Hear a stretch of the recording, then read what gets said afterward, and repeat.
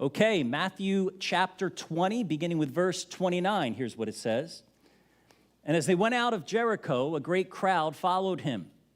And behold, there were two blind men sitting by the roadside. And when they heard that Jesus was passing by, they cried out, "Lord, have mercy on us, Son of David." The crowd rebuked them, telling them to be silent. But they cried out all the more, "Lord, have mercy on us, Son of David." And stopping, Jesus called them and said, "What do you want me to do for you?" They said to him, "Lord, let our eyes be opened." And Jesus, in pity, touched their eyes, and immediately they recovered their sight and followed him. As we come to the end of Matthew chapter 20, we finish a large section of Matthew's gospel, which has talked a lot about what it means to be a follower of Jesus. For the past 100 miles or so, from Caesarea Philippi in the north all the way to Jericho in the south, Jesus has discussed with his disciples on 3 separate occasions his intention to go to Jerusalem, to suffer, to die, and to rise again. And in that context, Jesus has talked about the sacrifice that's involved for anyone who would follow him. That as followers of Jesus, we are meant to deny ourselves and put the needs of others ahead of our own by being a servant to everyone. And then last week, we saw that Jesus doesn't just drop that bomb on us to tell us to selflessly serve others and then go away expecting us to be able to do that on our own. But instead, he comes to selflessly serve us by freeing us from the very things that prevent us from living that way, namely our sin. By giving his life as a ransom, Jesus releases us from the bondage of our own sin and selfishness, thereby enabling us to be able to love and serve others in the way that he calls us to do it. And we talked about this last week. And so if you missed that message, you can find it on our YouTube channel where we dig deeper into this whole idea of what it means to serve others in the unique way in which Jesus has served us.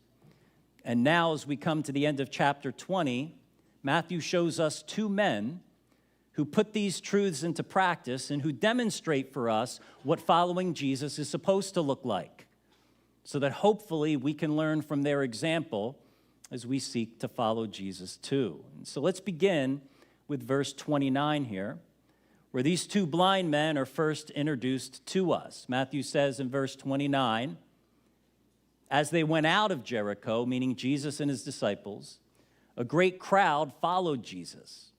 And behold, there were 2 blind men sitting by the roadside. So Jesus and his disciples are passing through Jericho on their way to Jerusalem. And just to give you some perspective on this, I think we have a map we can show you. If you look at the top of the screen there, that's Caesarea Philippi all the way at the top, where Jesus and his disciples first started this journey to Jerusalem back in chapter 16. And then downward toward the middle here is where they are now in Jericho, just above the Dead Sea. So you can see the long distance that they have traveled during these past few chapters. And then this arrow up here marks where their final destination is, and that, of course, is Jerusalem, which is about only 15 miles away from where they're at right now. So the journey to Jerusalem is quickly coming to an end. But before Jesus gets there, he has an encounter with 2 blind beggars. And I want you to notice how Jesus treats these men compared to how the crowd treats them, or for that matter, how his own disciples treat them. Now, at first, Jesus doesn't recognize these men. He doesn't see them. He's walking on the road. He's walking toward Jerusalem on his way out of Jericho. He's probably engaging in conversation with some of his disciples along the way. But as they're leaving the city, it says in verse 30 that when the blind men heard that Jesus was passing by, they cried out, "Lord, have mercy on us, Son of David." At which point the crowd rebuked them, telling them to be silent. But they cried out all the more, "Lord, have mercy on us, Son of David." Now, I want you to imagine this scene for just a minute. Jesus is walking on the road in Jericho, leaving the city, headed toward Jerusalem, with this huge crowd of people following him, when all of a sudden 2 blind beggars on the side of the road are yelling at the top of their lungs, "Lord, have mercy on us, Son of David." And then how does everybody respond to these 2 men? Not very kindly, right? Be quiet. In fact, it was probably a lot worse than that. It says here the crowd rebuked them, so my guess is they weren't being very polite about it or making these guys at all feel very welcome. Now, I don't know what these men thought when everybody started to just suddenly make a scene and rebuke them and tell them to be quiet, but I get the impression that they weren't very surprised by the crowd's response. It doesn't seem to faze them any. It's almost like they expected to be treated that way. And I think that's what happens when someone is in a situation like that for so long. They get used to being treated poorly. They get used to being ignored or shot down. And so when someone pays attention to them, when someone finally stops and notices them and is kind to them, that's what's surprising. That's what's out of the ordinary. And so the way these 2 blind men are being treated here, this is normal for them. They're used to this, but they don't let it slow them down any, do they? In fact, the response from the crowd just gets them to cry out even louder, "Lord, have mercy on us, Son of David." Now, the fact that these guys called Jesus the Son of David, which is another term for the Messiah, the fact that they called Jesus by that name tells us something very important about these 2 men. Their eyesight might be lacking, but their insight isn't lacking one bit. In other words, these 2 men seem to understand something that most people in the crowd that day did not understand, and that's who Jesus really was. Now, I'm not suggesting that you have to go through life like a blind beggar on the side of the road in order to understand who Jesus really is, but it sure seems to help, doesn't it? I think of the rich young ruler and how he responded to Jesus just a few paragraphs earlier. And I look at his response compared to the response of these 2 blind men, and I think, well, the fact that one guy is a wealthy ruler and the other 2 are blind beggars on the side of the road, those details can't be irrelevant to the story. In other words, I don't think that the different life experiences of the men in these 2 stories is inconsequential when it comes to the way in which each of them chooses to respond to Jesus and how ready they are to meet Jesus. If you remember from a few weeks ago, the rich young ruler walked away from Jesus after his meeting with him, while these 2 blind beggars keep trying to get Jesus' attention even after being shut down by this huge crowd. And the only difference I see in these 2 stories is that unlike the rich young ruler, these 2 blind men seem to know exactly who Jesus is, and they know who they are as well. There are a couple of blind beggars who have absolutely nothing of value to bring to Jesus. See, unlike the rich young ruler who seemed to be pretty impressed with himself, these guys were under no illusions that they brought anything to the table, which is why they don't cry out, "Teacher, what must I do?" like the rich young ruler did. But instead, they say, "Lord, have mercy on us." See, that's a totally different kind of response than what we saw from the rich young ruler. And that response got Jesus' attention real quick. Take a look again at verse 32. And stopping, Jesus called them and said, "What do you want me to do for you?" Now, we mentioned earlier that Matthew is using this story of these 2 blind men to show us what following Jesus is supposed to look like, to give us an example of what it looks like to go from not following Jesus to following him. And so the first thing we notice about these men is that these guys have 2 very important things going for them. They know who Jesus is, and they know who they are. Right? They know that Jesus isn't just a teacher, but he's the Messiah, he's the Son of God. And they know that compared to Jesus, they have nothing of value to offer him. Unlike the rich young ruler who saw both himself and Jesus as pretty good people, these men know that they're not even in the same league as Jesus.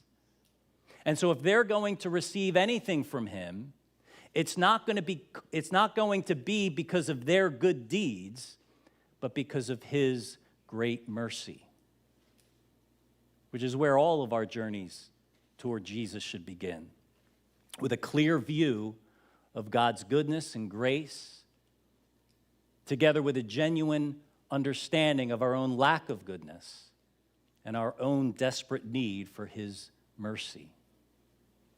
Humility is typically what we call that. And humility is clearly present in the lives of these two men. And when they reveal that humility to Jesus by crying out to him and asking for his mercy, what does Jesus do? Well, he stops dead in his tracks and he calls these two men to him. You know, there's a verse in James chapter 4 that says, God opposes the proud, but gives grace to the humble. See, humility gets God's attention every single time. And pride, well, pride does just the opposite, in case you're wondering. You know, the truth is that, well, none of us would ever knowingly want to pick a fight with God. At least I hope none of us would. You would lose. But see, that's exactly what we do when we let pride take the place of humility in our lives. We position ourselves in opposition to God. So knowing that should motivate us to want to get rid of pride in our lives, right? Who wants to pick a fight with God? Now, the only problem with that is when it comes to recognizing pride in our own lives, we're usually pretty bad at it. Jonathan Edwards, a preacher during a revival that took place back in the 1700s, known as the Great Awakening, Edwards said that pride is a secret enemy and more difficult to discern than any other sin because it causes people to have a high opinion of themselves. Therefore, by its very nature, it is very difficult to spot. But don't you worry, I'm here to help. And to help myself too. See, Edwards, what he did was he listed several ways that we can identify pride in our lives. And this is a list that has helped me a lot, and so I thought I'd share the wealth a little bit and show you a couple of these as well this morning. One symptom of pride, for example, that we might not think of is fault-finding. Okay, so we all know that pride prevents us from seeing sin in our own lives, but did you know that pride also prevents us from seeing good things in other people? Especially those that we have difficulty with. So all you notice, or mostly notice in some people, are their faults, which then leads to another symptom of pride, and that is a harsh spirit. People who are caught up in pride will often be frustrated and irritated by the faults that they see in other people. And so rather than humbling themselves and going to the person that they are having this issue with and try and work things out, they keep it to themselves instead. Or worse yet, they go to somebody else who they think will sympathize with them, and they can talk about that other person's faults in secret and feel good about themselves by casting judgment on them. Have I hit any sore spots yet? It's not me, it's Jonathan Edwards, so take it up with him. One more, superficiality. Superficiality, how's that a symptom of pride? Well, when pride's got a hold of us, we tend to be more concerned about people's perception of us than we are about the genuine condition of our hearts. And so we tend to focus more on overcoming those weaknesses and sins that people actually notice, while at the same time making excuses for the ones that only we know about. That too is pride. See, pride isn't just that guy who walks around telling everybody how great he is, and we look at him and go, man, I sure am glad I'm not like that guy, at which point we become that guy, right? Pride is so subtle. It really is. Which is why it's so difficult to spot. Now, the good thing about pride is that there's a cure. And the cure is the mercy of God. See, when we humble ourselves and we cry out for mercy like these two blind men did, instead of trying to justify ourselves like the rich young ruler did, Jesus is faithful to stop, to take notice of us, and to call us to himself. That's what humility does. Now, it's interesting, when Jesus calls these two men over, he doesn't just heal them right away, but he asks them a question first. According to verse 32, Jesus said, "What do you want me to do for you?" Now, the answer to that question seems pretty obvious, doesn't it? I mean, they're blind, so it doesn't take a genius to put two and two together and figure what these guys want. But see, here's the thing. Jesus doesn't see these two men as problems that need fixing, but as people who need saving. And so Jesus isn't going to just reach out and touch their eyes and heal them and then be on his way. But he's going to stop and he's going to talk with them and compassionately engage with them and give them the opportunity to share their problems and to ask for his help. And so they said to him, "Lord, let our eyes be opened." And so again, we see this distinction between how the rich young ruler back in chapter 19 engaged with Jesus and how these two blind men engaged with him. The rich young ruler called Jesus teacher or good teacher, but these men called Jesus Lord. See, they see Jesus not as just a good rabbi or teacher, but they see him as the Messiah, the Son of David, the Son of God. You know, it really is amazing how well these two blind men can see. How well they see Jesus and how well they see themselves. And so Jesus asks them, "What do you want me to do for you?" It's the same question that Jesus asked two of his disciples, James and John, just a few verses earlier. Do you remember that? And how did they respond? What did they want? They wanted seats of power, right? They wanted to be able to sit at Jesus' right and left hand in his kingdom. And not only that, they thought they were qualified to do it. That's what they said, right? We're able. These guys, on the other hand, they're not looking for any special seat next to Jesus. They just want to be able to see him. You know, it's amazing how effective difficulties and hardships are in helping us get our priorities straight and in helping us to see Jesus and to see ourselves much more clearly. These men may have been blind, but they saw Jesus and they saw themselves more clearly than anyone else has for the last 100 miles, from Caesarea Philippi all the way to Jericho.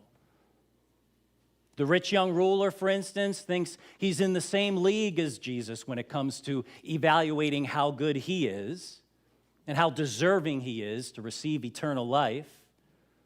And the disciples, at least at this point in the story, think more highly of themselves than they ought to, and are more interested in seats of power than they are in serving one another. But these two blind men, they don't see themselves that way. They may be physically blind, but they are not blinded by pride like everyone else seems to be. And I have to think that their life experiences had a lot to do with that. You know, we don't often think of the difficult things we go through in life as being blessings from God. Things like good health and financial provision is what we usually think of when we think of ways in which God blesses us. And it's true, he does at times bless us in those ways. But look at what these two blind beggars were blessed with. Incredible insight and amazing faith. And they weren't healthy or wealthy. In fact, they were just the opposite. They were blind and they were poor. And yet clearly, God was able to use even that, even their difficult life experiences, to bring them to a place of repentance and faith that it was at a level beyond even where the disciples were at this point in time. Which is why they end up joining the disciples at the end of this story. Take a look again at verse 34. And Jesus, in pity, touched their eyes, and immediately they recovered their sight and followed him. And so as soon as these guys are healed, they immediately follow Jesus, right? By the way, where is Jesus going? He's going to Jerusalem, right? Which is a very significant detail, isn't it? See, these two blind men who have just been healed, they're not about to follow Jesus around the shores of Galilee to see him heal people and cast out demons and feed multitudes. They're following him to Jerusalem, where Jesus is about to be arrested and suffer and die. I mean, you'd think that these guys would have had enough of suffering at this point. Now that they can see again and can finally get on with their lives, now they can go their own way by themselves without any help whatsoever for the first time in a long time. But instead, they choose the hard road. Instead, they choose to follow Jesus. And they don't even hesitate, do they? Did you notice that? It says immediately they recovered their sight and followed him. It's almost like it was instinct. They didn't even have to think about it. The average person, I think, would have at least paused to think about it a little bit, but not these guys.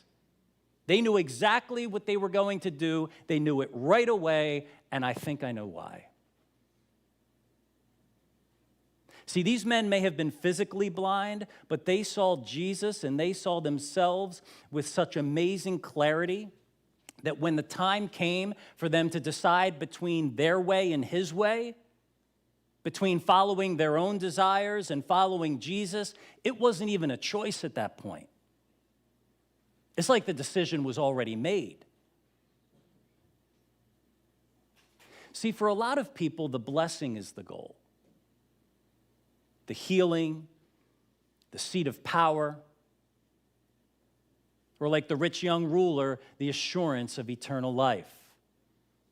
But for these two blind men, the blessing wasn't the goal. Being able to see wasn't the goal.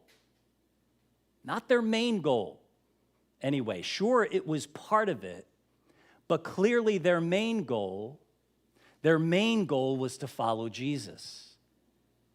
Being able to see again, that just enabled them to be able to do it. That's just what allowed them to finally be able to get off the side of the road and start following Jesus. What about you?